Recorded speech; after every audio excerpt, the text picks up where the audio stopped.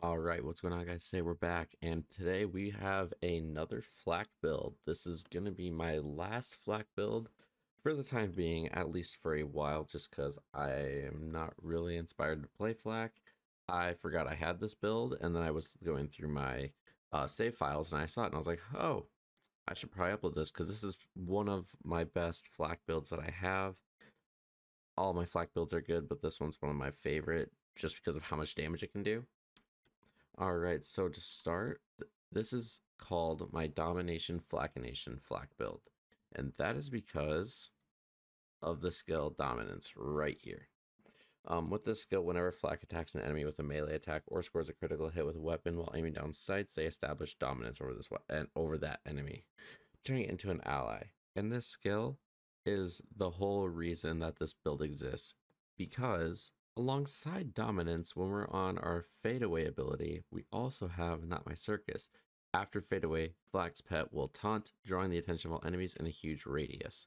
So, these two skills combined are what help this build work for survivability wise, because after your action skill ends, then all the enemies are going to be going after your pet. Or you can also dominate an enemy, and then the enemies will start attacking them instead of you. So that's two allies, quote unquote, that you have, where the enemies can attack them and you can stay safe. So obviously this is a URad build, so you will be running front loaders and staying under that 50% threshold. You can run Death Wish relics, but I personally don't like them. They just don't work for me. Not really my playstyle, so I just use front loaders. If you want to switch some stuff up and go with a Death Wish instead, that works too. But to start the skill tree, we're going to start in the blue tree. And we're going to go 3 out of 3 into Persistence Hunter, because increased gun damage and action skill duration are always good. And then 2 into Ferocity to move us down the tree for a bonus of 20% pet damage. We also go 2 into Who Rescued Who. This is just so we can move down the tree later, but health regeneration is useful. 5 out of 5 in Frenzies, so we get bonus damage, bonus 40% damage. That's the max you can get. So it's not always going to be there, but it's up to 40%, which is really nice. 3 out of 3 in Hive Mind for the shared. When flak takes damage, a portion of all damage they take is shared to their pet instead, and their pet deals bonus damage for a short time. So for damage reduction and bonus pet damage. I have put 1 point into Mutated Defenses. When flak's pet is at low health, it gains damage reduction and regenerates health. Just this helps keep your pet alive after the taunt is activated. 5 out of 5 in Barbaric Yelp for the 200% pet bonuses. We have 3 points and a Pack Tactics for increased damage and health. 1 out of 1 in Shared Spirit, just because while flak is at low health, a portion of all damage they take is converted into healing for their pet instead. So all the time, this is going to be active pretty much all the time, since you're going to be stuck at 40% health with your front loader. So your pet will almost never die as long as you can keep putting out damage. Oh, I'm sorry, a portion of all damage that they take is converted into healing. So it's 1 point to move us down the tree, instead of, if you want, you can put this 1 point over into Who Rescued Who, but while you're taking damage, your pet can heal so that they can come and res you later. So that's where this comes into play. And then Dominance we've already gone over. This can be either a fadeaway build or a Gamma Burst build. If you want to do Gamma Burst, I would recommend I would probably run Endurance, and either of these two, it really does not matter. All 3 of these are good, but I would definitely run Endurance no matter what, and then you can pick which one of these you'd rather have.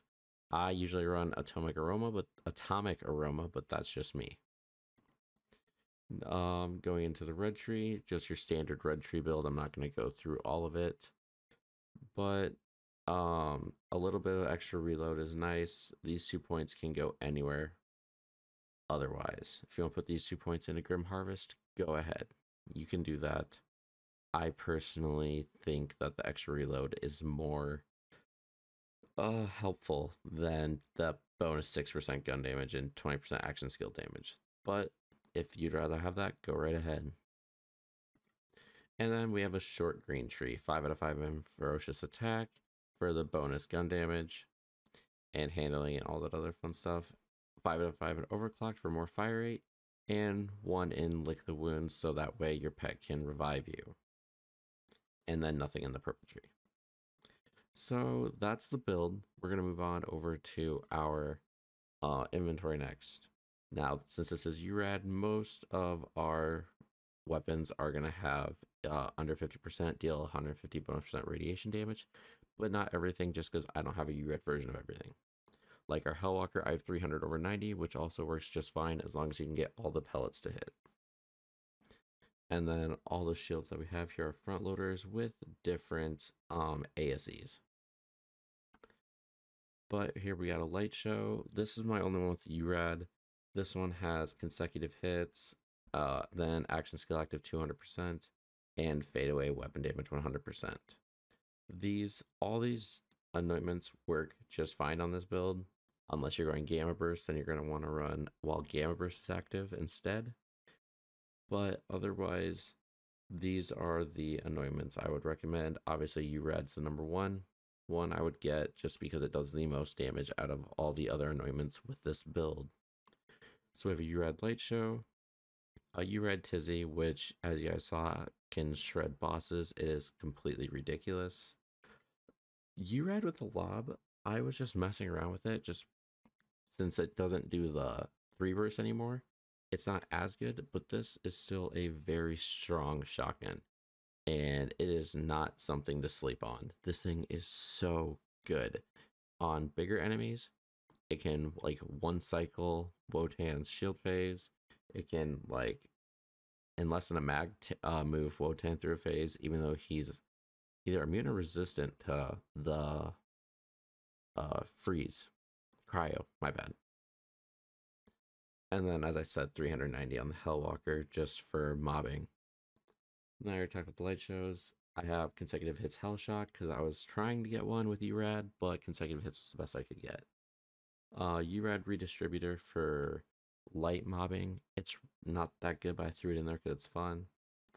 My consecutive hits Flipper for mobbing, bossing. It doesn't matter. Flipper destroys everything on every character. And then I have an ASE and ASA plasma coil because it's the plasma coil. No need to explain there. ASA Monarch for your big flesh bosses or Grave Ward or stuff like that. And I do have a URad Monarch, thank God. So I have a URad Cryo one, and Cryo plus radiation means a lot of splash damage. So you will have to watch out for that, but it does do a lot of crowd control, which is really nice. URad Chaos, because ever since the buff, the Chaos is actually a very decent mobbing weapon. Don't recommend it for bossing. Also, URad Breath of the Dying, because if one of the extra corrosive balls that flies out hits something, it's gonna die. It's still broken, and I don't understand why. It is so good. They can one-shot Kraken. Pretty sure they'll one-phase Wotan. I don't know what they won't one-phase, to be honest. URad Clairvoyance. I don't have a Masher version, unfortunately. I haven't gotten even one Masher version, let alone a URad one. But I'm throwing it in here just because this is still a very viable weapon without it being a Masher. Fade Away Corrosive Monarch, just for Wotan, Kraken, those types of bosses. Now, I have a consecutive hits Brainstormer because I believe this goes up to 300%. And with the electricity strings flying out everywhere, you will get that consecutive hits bonus almost immediately. And Brainstormer, while not as good as the Reflux, it's not supposed to be, since the Reflux is a Mayhem 6 weapon, I believe. And for the reflux, I have ASE 100% corrosive damage, so you just melt absolutely everything. It is insane. And then we have an ASA convergence because I like the convergence and I think it works really well on this build. URad Trevinator, people sleep on this gun for no reason at all. Ever since the buff, people haven't really gone out and experimented with it. Well, I got this one and I thought, you know what, let's just run through Athena's real quick, and you tear everything up. I'm not sure how it works for bossing. I'm going to assume it's really good, but do not sleep on this weapon. It is very good. URad Recursion, since the pellet nerf, it hasn't been as good, or extra projectile nerf, I should say. But with URad, you will still do a lot of damage in a crowded area because of all the bouncing and that bonus 150%. Gamma Burst, Tig's Boom. I don't see a lot of people running this.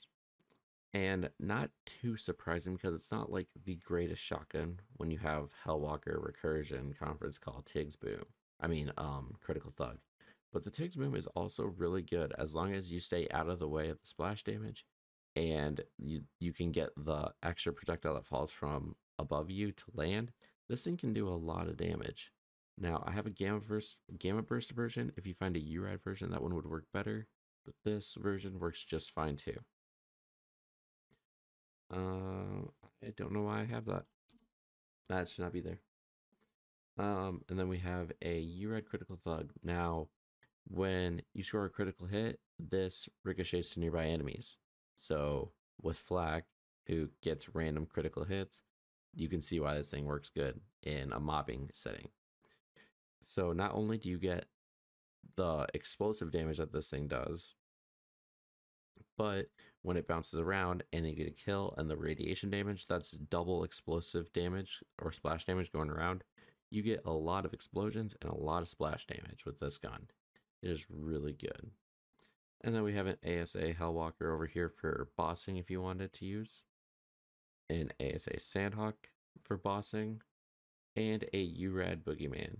Now, I don't think this is amazing, but it definitely is really good with mobbing and not so much for bossing. Some people might argue that, but in my experience, maybe I'm just using it wrong, it hasn't been good for bossing. And then here's our shields, the front loaders. And again, a bunch of hexes of different ASEs. Now I know the recurring prefix is the best for this, but I haven't gotten one with all the ASEs yet, so we're still sticking with cloning and a Widowmaker because I don't have a hex with radiation on it. And then I do have a mitosis hex that's shock here with bonus shock damage. Now for the class mods, I have a stack bot on right now.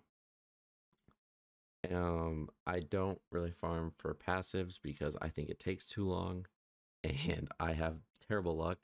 So this is the stack bot I have. I do farm for the skill bonuses. So with this Cosmic Stalker here, you'll have +3 in the 100 kill skill bonuses.